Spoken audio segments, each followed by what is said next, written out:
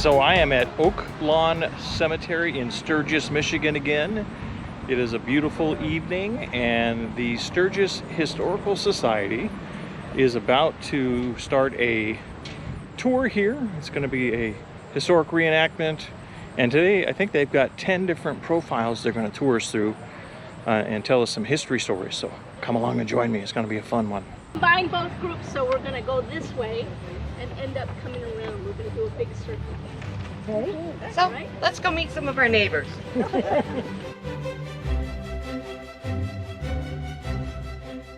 Coming.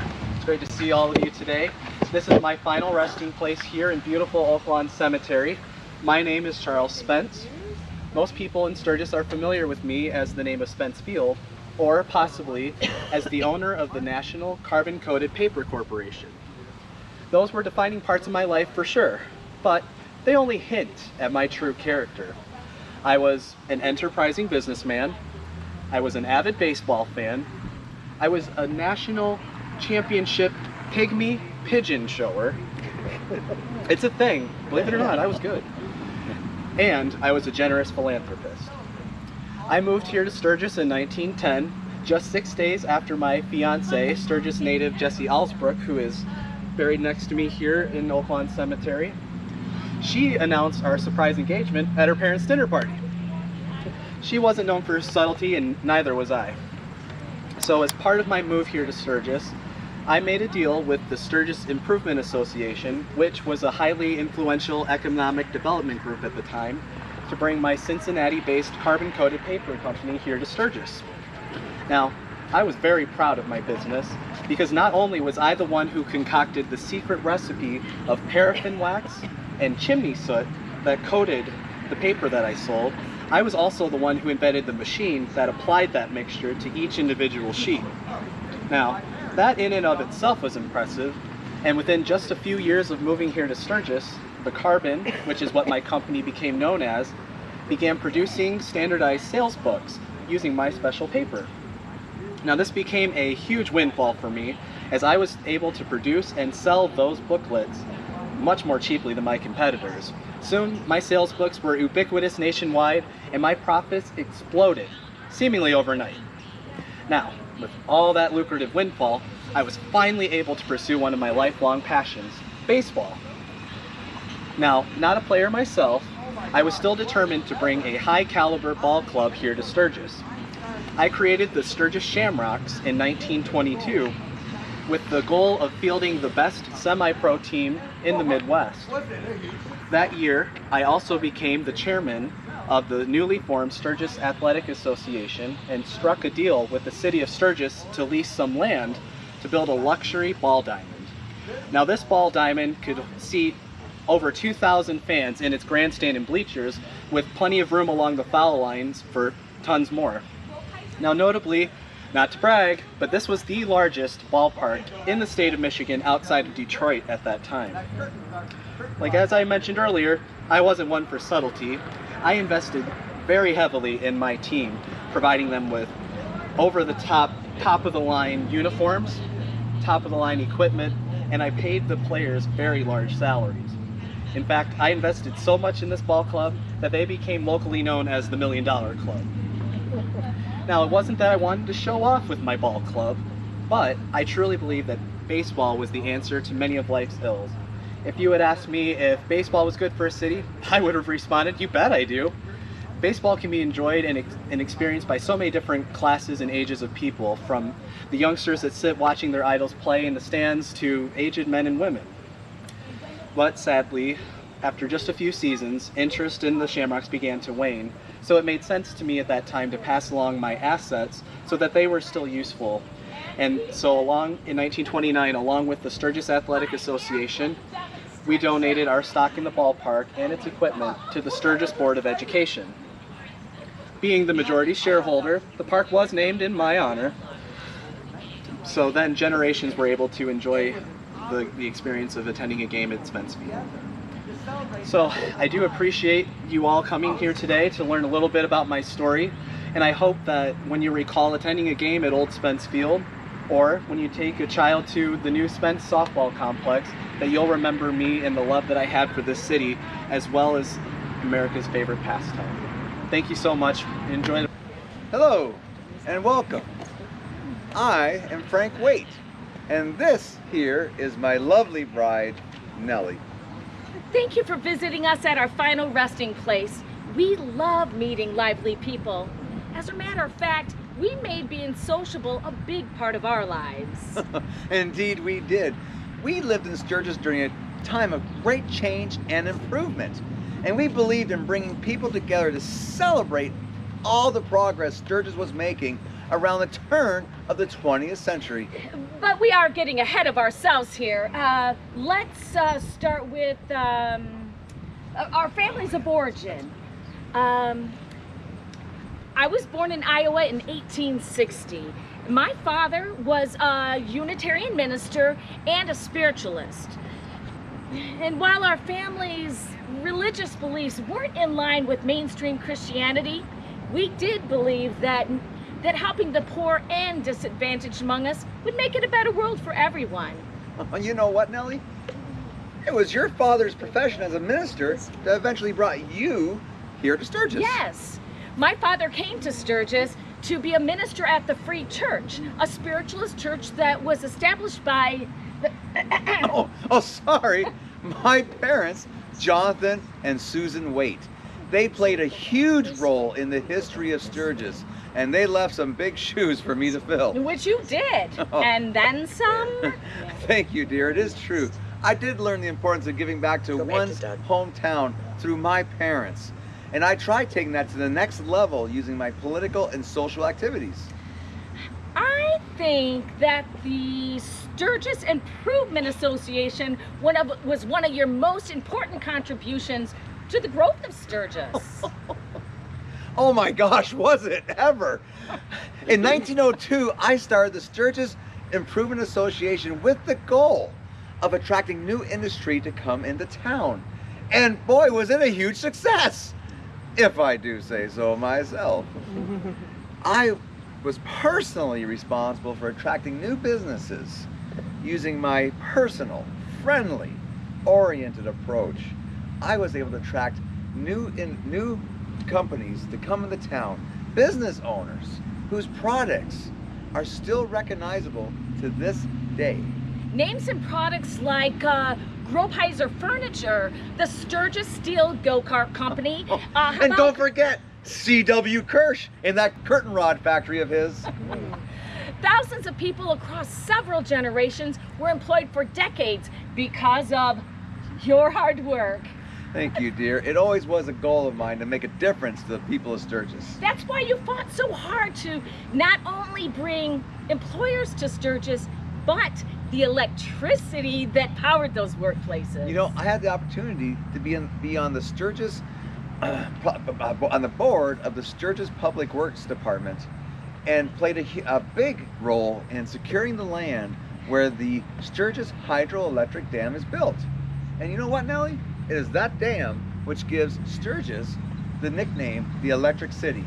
And when the dam was complete, we threw a huge party that drew thousands of people to downtown Sturgis for parades, carnival attractions, and even flying airplane demonstrations. Oh my gosh, was that ever exciting? You know what, I had the opportunity to be the chairman of the dam celebrations both in 1911 and in 1916. And it was an opportunity to celebrate everything that sorry dear, that we accomplished. I was certainly very proud of you. And while you were off improving the economic stature of Sturgis, I was busy engaging in its social life. You know, there's a reason why the Sturgis Journal has been quoted as saying that you were one of the most capable women held in universal high esteem in this community. Well, the journal has been known to report the truth every once in a while. Just like you, Frank. I love being around people, and I love making Sturgis a great place to live, for particularly women to live. That's why I threw myself into leadership of women's clubs. You know what, Nellie? Being part of clubs was already something that was important to you even before you moved to Sturgis. Yes. As a student at the University of Michigan, one of its first female students, I was part of the Sororist sorority. We were the first professional women's club established in the United States. We were an accomplished group of women dedicated to improving education as well as social opportunities for all women. I certainly was proud of you. And boy, once you got to Sturgis... Oh, I quickly joined many clubs. Oh, I even represented Sturgis as a governing member of the Michigan Federation of Women's Clubs. However, the Whist Club was my favorite organization, and I made many lasting friendships there. You know what, Nellie? Making lasting relationships in this community was somewhat of a goal of ours. Yes, it certainly was. All in the name of making Sturgis a great place to live. Thank you for stopping by, and don't be strangers. Our daughter! Ciao Mama, ciao Papa, ciao e benvenuto a tutti. Hello and welcome. Thank you for visiting my final resting place. I'm delighted to share my story with you. My name is Helen Graham Waite DeMuro, and I was a coloratura soprano opera singer, meaning that I sang at the very top of the human vocal range. I was born on May 7th, 1894, here in Sturgis, Michigan, to, well, Frank and Nellie Waite, who you just met. The entire Waite family is well known throughout Sturgis history and for their contributions to the town, and at one point my father even served as mayor. While my time here, growing up here in Sturgis was pleasant, my life really took a dramatic turn when I began my operatic career. I was trained here in the States as a young artist, singing in Chicago right before the start of World War I. I continued to sing during the war, performing for soldiers at Camp Cluster. And then after the war, I made my formal debut in 1919 in Akron with the San Carlo Opera Company. I was then discovered by the impresario Fortune Gallo. He heard me sing in Chicago and then immediately arranged for me to sing at the concert. My song of choice was Una voce poco fa, which means a little voice I hear. It's from the famous opera, The Barber of Seville. I received high praise from Gallo, who declared that I had a great future ahead of me. And then I received even more accolades from others, like Evan Williams and the conductor Palacio, both being very wary of non-Italian singers. I think that was a testament of my talent and hard work. Now, I didn't only receive praise. One critic in 1925 wrote, "She is the first of the season's self-confident, egotistical fledglings whose conceit and poor singing are an impudence." The audacity! Now, just over a year after my debut, I married my first husband, Umberto Gagliasso. We had met while I was studying in Chicago, as he was an instructor of music at my university. However, we were only married a couple of years and we never had any children. I stayed busy during my marriage and after my divorce, traveling to sing in Argentina with the Marconi Opera Company and singing at the Wanamaker Auditorium. I even got the role of Rosina in The Barber of Seville at the Manhattan Opera House in 1924. That same year, I performed in Chile and Uruguay. I was truly blessed with all of the opportunities to perform my favorite thing. Now, the way that I met my second husband, Italian opera singer Bernardo DeMuro, now that's a story I love to tell. We had both been invited by President Liguria of Peru to sing at the centenary of Ayacucho. They were celebrating the 100th anniversary of Peru's independence from Spain. We fell quickly in love and sang together often, performing with Suze's band at the New Mecca Temple in New York, and in Miami, Florida, and even in Havana, Cuba. That was a very popular destination during the Roaring 20s. Now, yes, less than a year later, Bernardo and I were married on November 3rd, 1925. And only 6 months after that, our beautiful love child Giovanna Ellen DeMuro was born on April 29th, 1926. It was a whirlwind love affair, and, well, we were quite the happy family. And we traveled for almost 25 years together. In 1955, the passing of my beloved husband left me heartbroken, and he was laid to rest in his hometown in Italy. My daughter and I divided our time between my hometown and my favorite home away from home, spending summers here in Sturgis and winters in Rome. I lived another 30 years beyond Bernardo and joined him in the hereafter shortly after my 91st birthday on August 14th, 1985, here in Sturgis. My long and beautiful life was so full of the love of my family and my favorite thing, singing. Thank you for visiting. Well, hello. It's so nice that you all stopped by for a visit. I am William Sturgis, and this is my wife, Rosanna, and welcome to our final resting place. Now, you may have recognized our last name. Yes. I am the firstborn son of John and Ardilla C. Sturgis, and they were the first settlers here in Sturgis, Michigan. And although I was born in New Brunswick, Canada in 1817, I was raised right here in St. Joseph County. And I was raised in Allegheny County, Pennsylvania. But then I migrated to Iowa City, Iowa. And there, eventually, I met this handsome man, and eventually he became my husband. Well, I learned to be a farmer from my father, but much like John Sturgis, I possessed a restless pioneer spirit. So, at the age of 18, I headed west, way out to the Black Hawk Purchase. And while I was there, I founded a town called Sturgis Falls, and later it was changed to Cedar Falls, Iowa. And it was also there that I met and married my first wife, Dorothy Kidder, and she became the mother of my first child. Well, her family migrated to Minnesota, so we followed along just a little while later, and boy, you know, just makes me think. I wonder what my father would think of how successful a farmer I became. Yeah. Well, unfortunately, Dorothy passed away out there in Little Falls, Minnesota in 1851. God rest her soul. But after my grief subsided, I was fortunate enough to meet and marry this wonderful woman right here. This is Rosanna Steele. Yes, and I was very lucky too, because we lived in Little Falls there, came Cedar Falls, and well, it was just long enough for William to become quite prosperous.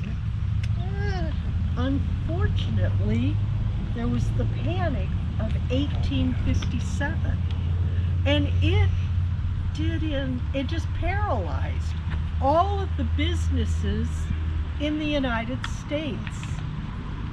We lost a considerable amount. It was hard. Yes, it was an unlucky time for some.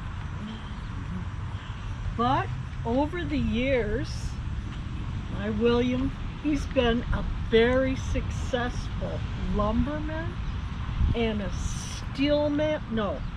sawmill operator, and the owner of a trading post. Always so determined and resourceful, but then he was bitten. by the gold rush. What can I say? It was an exhilarating adventure. I bet. So William decided to prospect for gold to try and reclaim or bring up our prosperity. And he left me back in Little Falls with 4 little children for 5 years. Not only was I taking care of the children, it was also my duty to take care of the sawmill and the trading post, which I'll have you know, under my leadership, became a general store. And all the time, I had to be looking out for hostile native tribes who were not welcoming to colonizers. That'd be us. It was not a good time. Well, I suspect you'd have been a little more accepting of my my exploits had I actually found some gold. Well, that's for sure. I was off coursing my way across the West, having these wild adventures, trying to replenish my, my cash. But meanwhile, my steadfast beloved kept the home fires burning and everyone safe. Darn right I did. And our last family journey brought us back to Sturgis, where we prospered, and then we found this peaceful spot for our final resting place. Thank you for coming. Well, hello folks, and welcome to my grave. I'm Lieutenant Aaron B. Sturgis, 24 years old. I know, short life, right? I thought I'd have more time. So please indulge me while I share with you a brief life story. So I was born in New York 184 years ago. Now, I don't quite remember too much of my early years. The year 1857 sure stands out in my mind. That was the year I decided to move west with my brother Albert, his wife Jane, and their daughter Stella. Now, when we came to Michigan, my brother and his family settled in White Pigeon as I went on to Charlotte to study Concord Seminary, graduated in 1859. And then my brother and his family moved here to Sturgis, and I went on to Mendon, where I would teach school as well as while studying law. Now, these are tumultuous times, folks. The young southern states of our country were in full open rebellion against the federal government. Our President Lincoln at the time asked for volunteers to help quell the insurrection. Well, I, amongst many other men, answered that call. I enlisted in Centerville with Captain David Oates and the St. Joseph County Home Guards. Now let me tell you, that was a day to be seen. We piled into wagons. In these wagons, we made our trip all the way to Camp Godwin and White Pigeon. And all along the way, people were on the roads with banners, signs, cheering, hooting, hollering. Bands were playing, all for us. It wasn't until August 4th, 1861, at 23 years old, I was finally mustered into the United States service as First Lieutenant of Company A of the 11th Michigan Volunteer Infantry. I was one of 1,004 men in camp, ready to go to meet up in Dixie to fight the insurrection, to fight against treason, slavery, and rebellion. And then in early December, we were ordered to report to General Bureau in Louisville, Kentucky. So we traveled there by train, and then we passed over the Ohio River by ferry into Louisville. Now, finally, we were in the land of the rebels, and we were ready to show those insurrectionists a little bit of our Michigan valor. However, little did we know that it'd be more than a year before we actually stepped foot on a battlefield. From Louisville, we were further south to Bardstown. Now, in Bardstown, they had an outbreak of measles and smallpox. So we were quarantined for the rest of the winter. Truth be told, these diseases took more lives than anything else during this battle. during the time of our service. And those of us who did survive were worried that maybe we wouldn't have time to even see the fray of the fight because it'd be all over with. By the time we got out of quarantine if we didn't die by these diseases. As spring came, we were ordered over to Louisville-Nashville Railway to fight cavalry raiders against the Confederate cavalry attacks. During this time, I became quite ill with typhoid fever, probably from contaminated water. So when the time came for us to go to Nashville and fight, I had to remain at the hospital because I was too weak to even go. I finally met up with my regiment in June, and then in December of 1862, we finally got the call to go into battle, the one that we had been waiting for this whole entire time. I'll never forget the feeling of exultation as we started towards that battlefield, and I quote, "It was the grandest military display we had witnessed since we had been in the army. We saw the long train of artillery and listened to the heavy tramp of infantry and the rumbling of horses. We felt an exulting, defiant pride, such that, if the world had risen against us, we would have battled through to the goal of death and sustained our military glory and upholding our national pride." End quote. During this time, I almost came done in. Completely kaput. I was so weakened by my state from being sick that even my superiors urged me to not go back in that battlefield. But I knew, even though I was weak and as ill as I had been, I could still do some good on that battlefield. So I did, and I stayed there until the bloody end as we made those cavalry retreat back into that field. It had been called the Battle of Stones River, the second bloodiest battle west of the Appalachian Mountains, and us, of the 11th Michigan Infantry, are in the worst of it. The carnage of this battle is difficult to describe, but a fellow eyewitness came close when he said, "If a soldier ever saw lightning and heard the thunderbolts of a tornado at the same time, the heavens opened up and the stars of destruction were sweeping everything from the face of the earth, if he was in this charge, he saw it."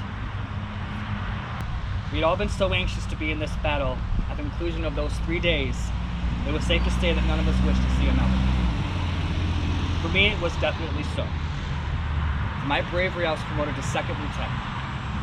But due to my weakened state and being so ill, they felt that it would probably be best for me to be discharged with that disability.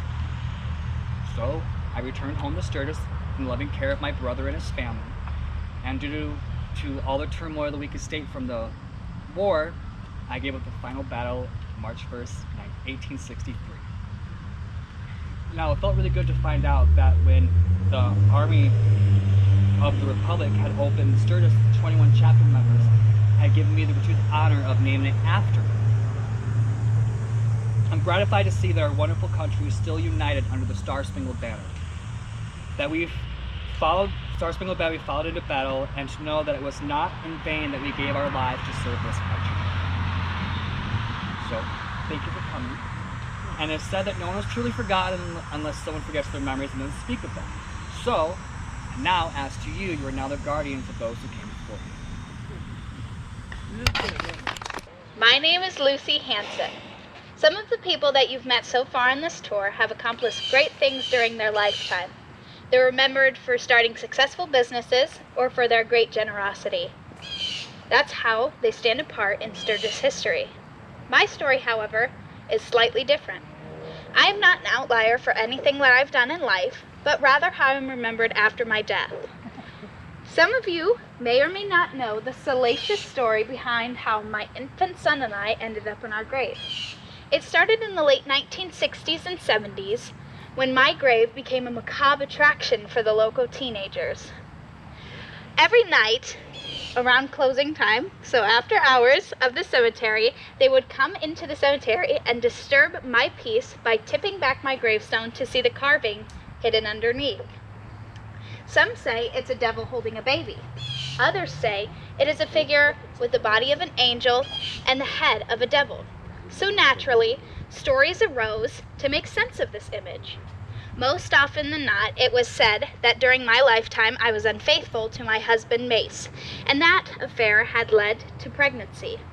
So, after my death and my infant son shortly thereafter, Mace supposedly had the carving placed underneath, so that way I may look up at it and be reminded of my infidelity for eternity. It's a good story, certainly entertaining, but My life is far less salacious, as I've said. I was born into a farming family in LaGrange County, Indiana. And I met my husband Mace, and we married in 1860, shortly after he immigrated from Denmark. We wasted no time in starting a family, and we decided to strike out further west on our own. We homesteaded in Minnesota for several years. However, the unrelenting grasshopper plagues of the 1870s destroyed our crops and our livelihood. So we moved back to Sturgis discouraged, but pleased to find out that we were once again expecting a child. Little Guy was born in 1879. However, I did die in childbirth, and little Guy only survived 3 short weeks until he also perished.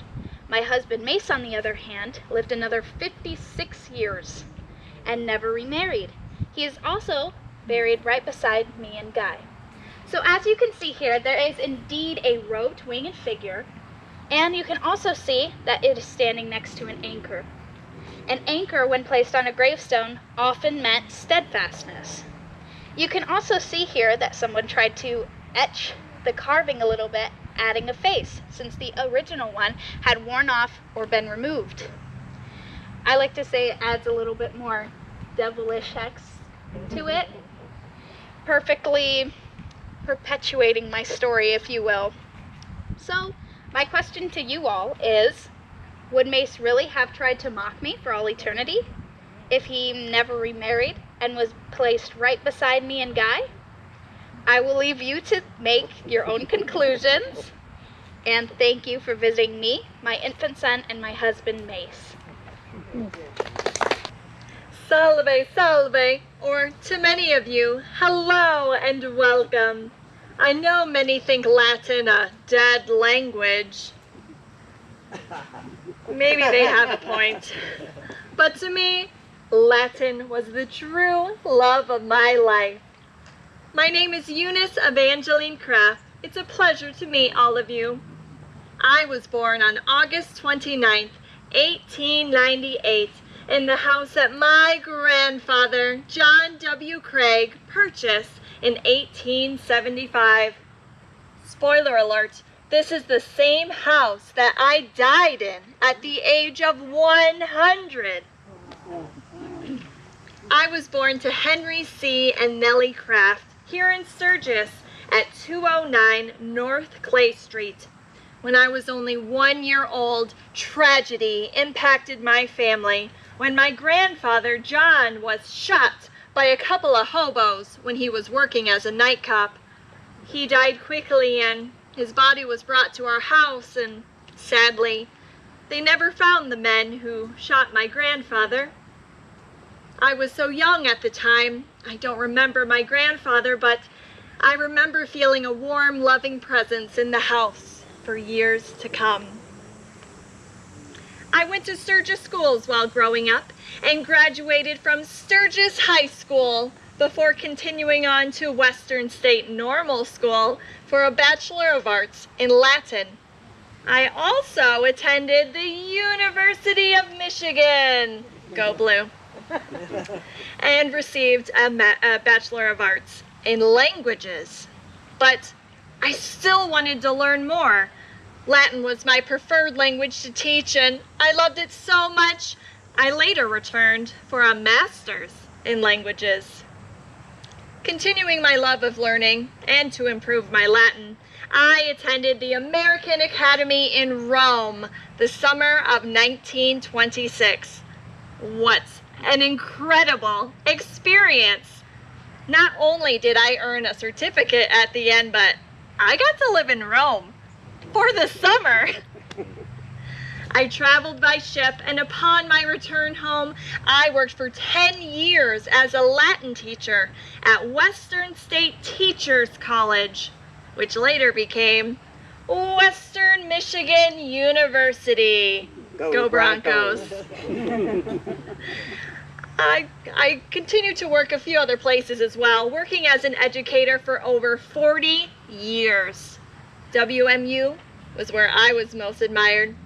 I was so well loved and respected by students and colleagues that there's an award given out for excellence in Latin, named after me. the Eunice Kraft Award. I feel so honored. In college, I was the first woman from Sturgis to be inducted into Phi Beta Kappa and was also a member of Delta Kappa Gamma. Outside of academics, I was a member of the First United Methodist Church and participated in the prayer group. I was actively involved in a plethora of other clubs and organizations, including the Sturgis Women's Club and the St. Joseph Historical Society. After living in Kalamazoo much of my adult life, I returned home to Sturgis, to the same house I was born in, and remained there until my death on February 28, 1999. I both entered the world and left it in the same house. I remained single and child-free my entire life, my true passion for teaching Latin and engaging my students being so very important to me. So much so that I remained in contact with many of them up until my death, long past my actual teaching days.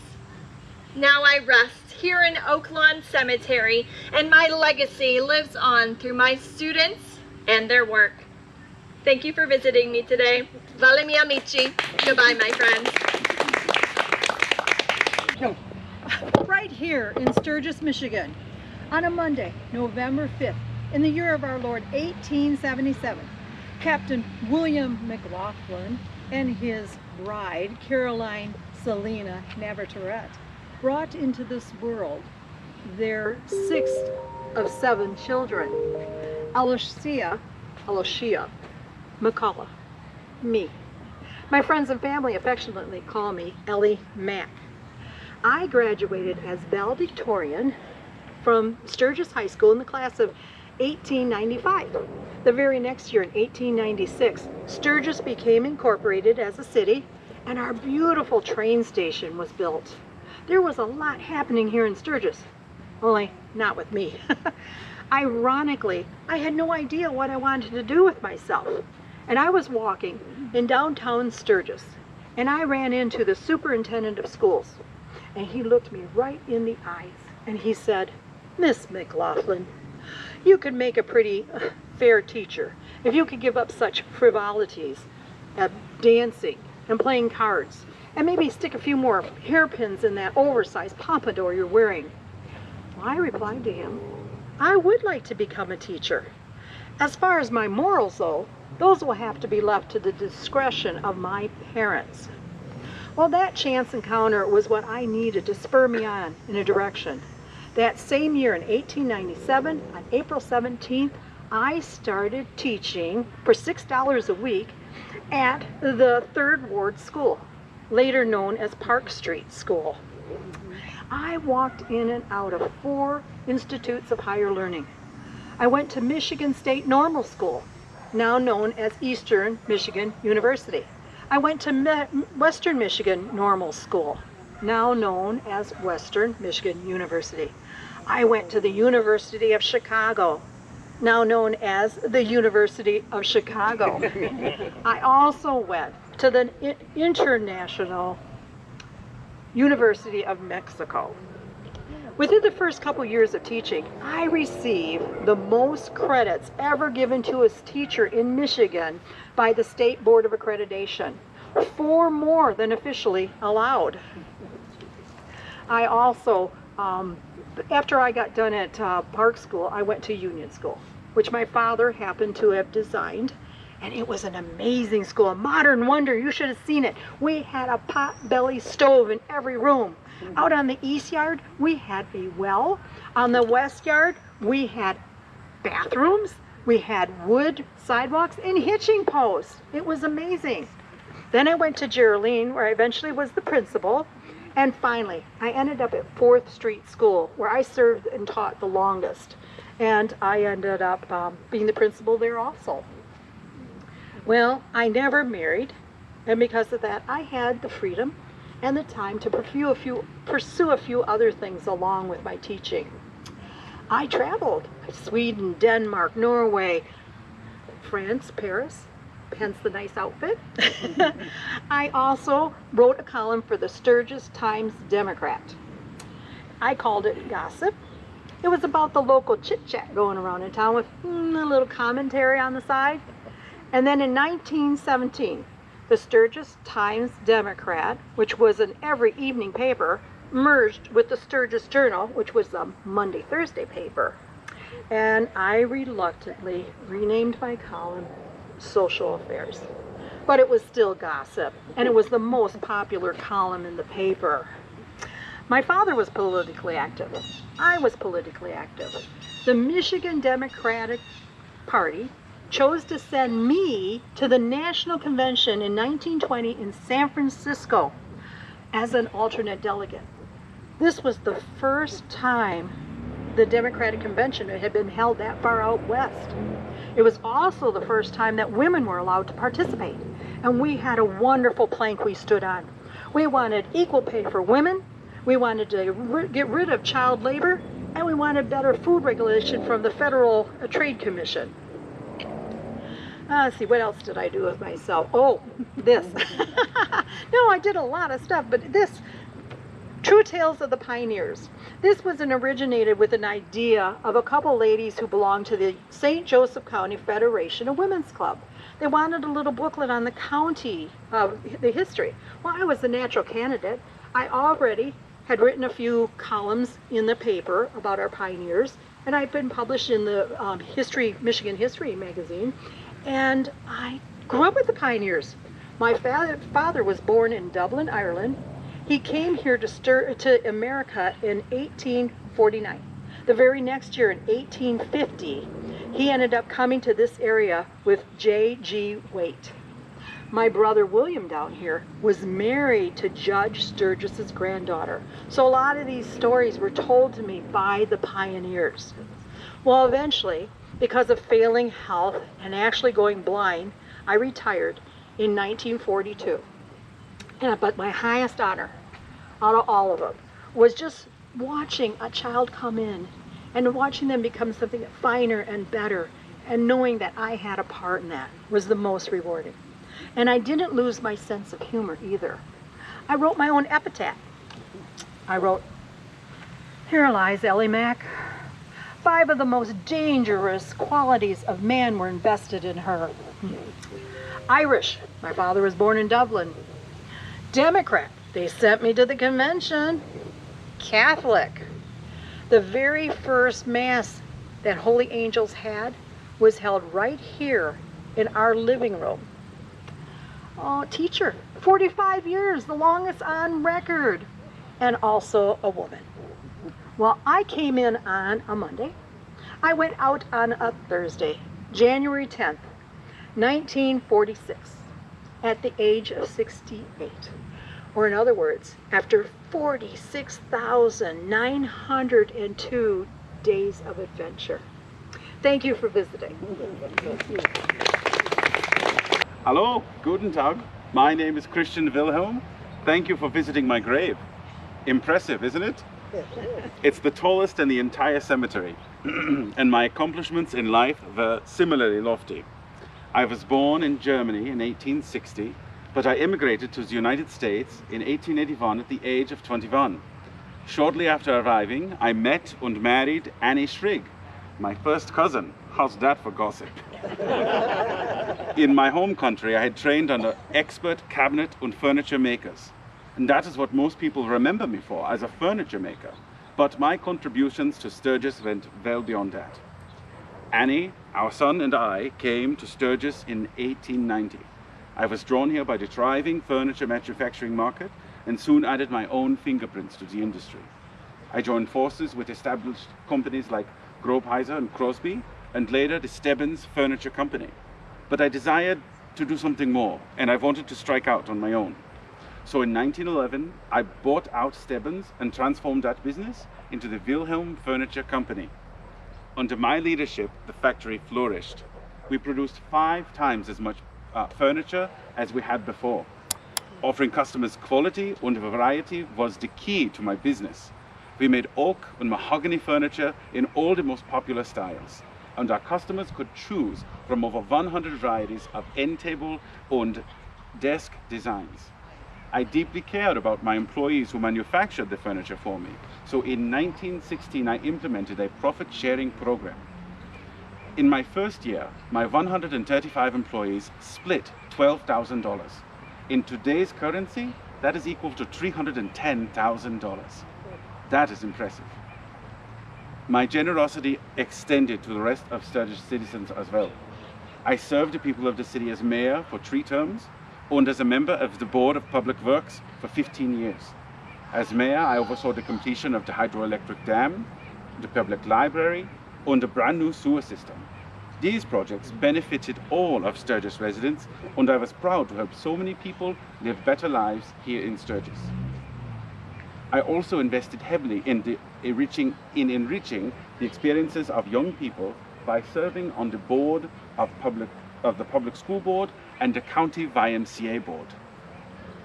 Sadly, my life was cut short at the age of 57, when I contracted a sepsis infection after a routine operation. It was 1917 after all, and though the use of technology such as electricity and automobiles were expanding rapidly, here in Sturgis antibiotics were not yet well developed. All of Sturgis mourned my death. Factories across the city shut down for my funeral, and the local Masonic lodges led processions for my burial. With such a show of appreciation, it was abundantly clear that the Sturgis residents that I loved and lived alongside truly valued my hard work and my generosity. It is my belief that they saw me as worthy of such a grand monument. I appreciate your spending your time with me today. Vita, enjoy the rest of your visit. Hello, welcome. I'm Eleanor Gillespie. I worked, lived, and invested in Sturgis for many years. However, I'm not from here. In 1914, I was born in Pontiac, Michigan, to a wealthy family. My father was a prominent judge, and his connections really helped me get a really good education. I attended Wellesley College, and I attended the Philadelphia School for Occupational Therapy. And in 1941, I was working full-time as an occupational therapist at the University Hospital in Ann Arbor, Michigan. Woo! Go blue. Go blue. Thank you, thank you. Thank you very much. This was a really pivotal time in my life because in 1941, in December, Pearl Harbor was bombed. And with all the guys going to war and lack of doctors, I decided it was time for me to enroll at the University of Michigan and pursue a medical degree. Yes. While studying there, Eleanor met her lifelong companion, Blanche Emory. That's me, everyone. And please just call me Emory. Welcome to our final resting place. After Eleanor completed her MD and finished her medical internship, we opened a private medical practice here in Sturgis. Eleanor tended to the medical needs of the patients, and even though I had a degree in occupational therapy and training in clinical psychology, I accepted the position of office manager and bookkeeper for her medical practice. She did great. She was really smart for that job. But she supported me unwaveringly, and she allowed me to fulfill my life passion of providing good medical care to communities. And on a personal note, we cared and loved each other deeply. We did. And it's worth saying, we were not the first lesbian couple to have a medical practice in Sturgis. That's right, Eleanor. We were fortunate to have the benefit of following in the footsteps of Dr.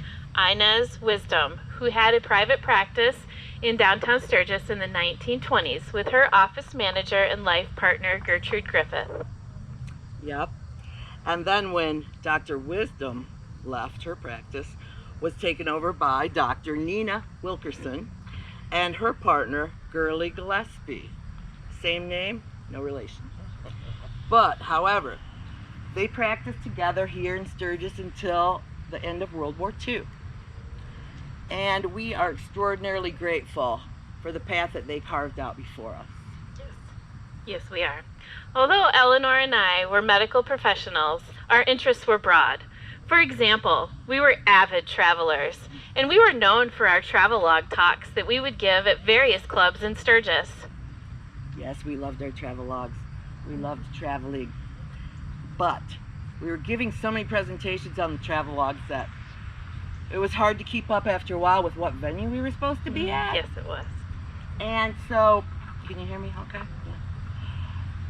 So, we were 40 minutes late when we were supposed to present at the Sturgis Women's Club because we were really supposed to be at the American Legion. But realistically, we were scheduled to be at the Elks Temple.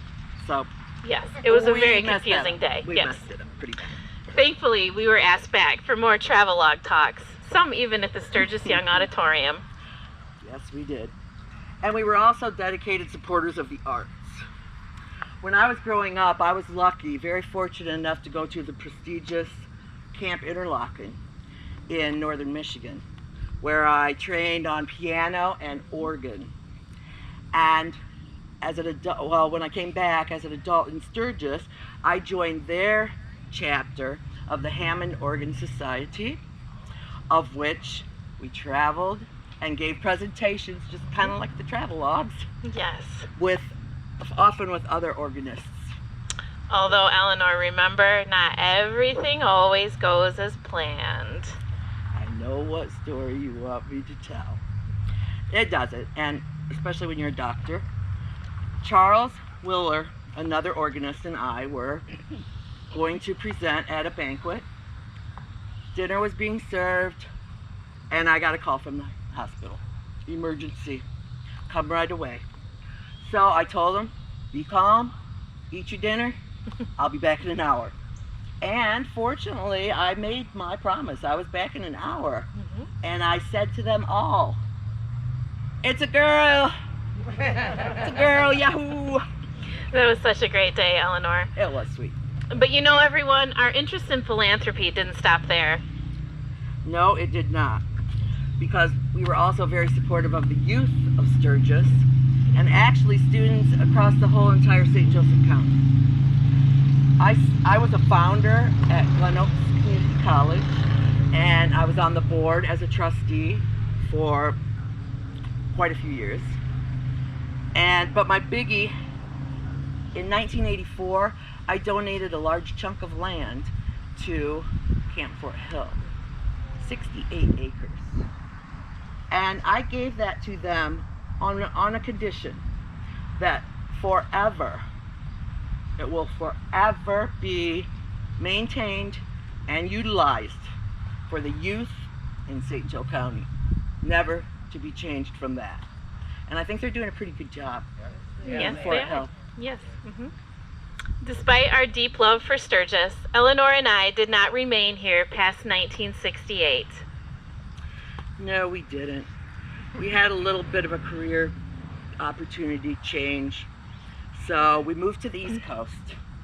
And I then started a residency and a practice as an anesthesiologist, which worked out pretty good for us. Yes, it did. The East Coast was very nice.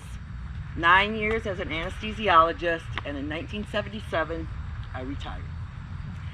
Then Emory and I hit the road running, didn't we? Yes, we did. We traveled and we got every day, every moment out of every day that we possibly could. We for our time absolutely together. did. Yeah. Yes, we did. However, when I died in 1992, I returned to Sturgis to be buried in the place that we built a life together. I lived another 17 years without her. Then, in the end, was 2009, after a fairly lengthy illness at the ripe old age of 94, I joined Emory. I came back to right here in this beautiful, beautiful spot. See my hat back there? I was also a granddaughter of the wars. Yep. That's where my hat's. That's our stone back there. Pretty flat, but it's beautiful. Yes. It's beautiful here. Yes. We love it. Yes, we do. And everyone, we implore you to remember us for the difference we made in our diverse community. Thank you for Absolutely. coming. Thank you.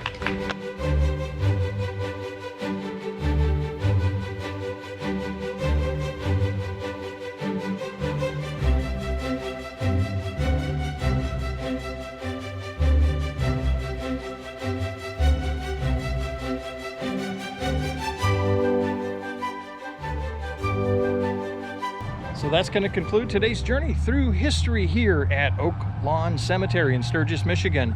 I hope you enjoyed today's tour. It was put on by the Sturgis Historical Society, and I'm going to put a link to their website in the description of this video so that you can find out more about their future presentations. They make this an annual event, and it's quite fun to come and attend, so you definitely need to put this on your calendar for next year. And if you like today's video, please take a minute to hit the like button, subscribe to the channel, and share the video with others. And be sure to check out my podcast, Tales of Southwest Michigan's Past, where I get to share a lot more stories than I don't always have time to bring to film. Thanks for watching.